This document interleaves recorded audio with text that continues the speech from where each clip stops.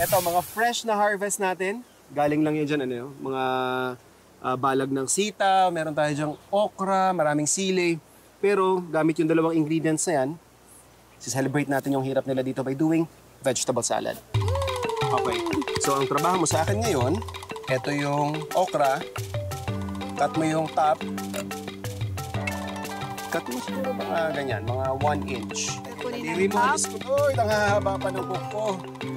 Typically, mga pag-vegetable salads, mga kuha nang ginagamit.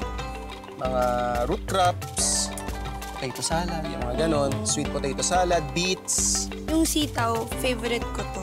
Paanong favorite? Kinakain. Ay, kinakain ng hilaw. Totoo ba? Tikman mo.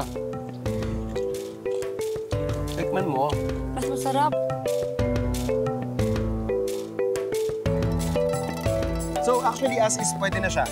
Pero gusto ko lang siyang applyan ng konting init. Just, you know, mag-iba lang ng texture. Spice it up. Okay. So meron tayo coconut oil yung gamit ko. Yeah, mainit na yan, as you can see. Kaya natin yung sitaw. Hindi na papasok sa chef, no?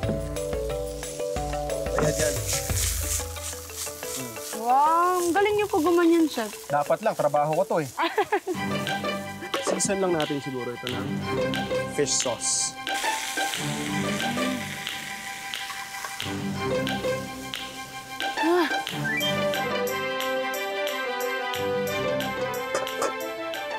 Okay, so while it's resting, ito na yung ating parang pinaka-sauce. Which is? Cream cheese. Ito optional naman. Kung ayaw nyo ng cream cheese, pwede namang cream lang. Haluan pa natin ng special yung seasoning yung ating toasted garlic. Ayun. Yan. Grabe, For ulam flavor. na. Oo naman. Patay na yung kala natin. Kumbaga Okay. yung init lang nung pan niya, yung parang nagme-melt lang.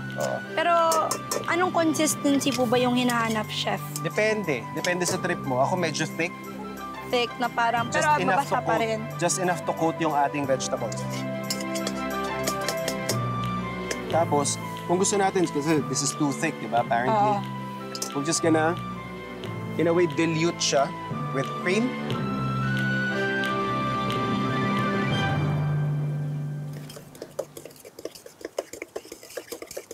So yung ating base, lagyan natin yung ating vegetables. Again, gusto ko lang i-preserve yung freshness nung mga gulay na na-harvest natin dito. And ganun kasimple. Diba? Ipa-partner ko dun sa baboy na niluluto natin.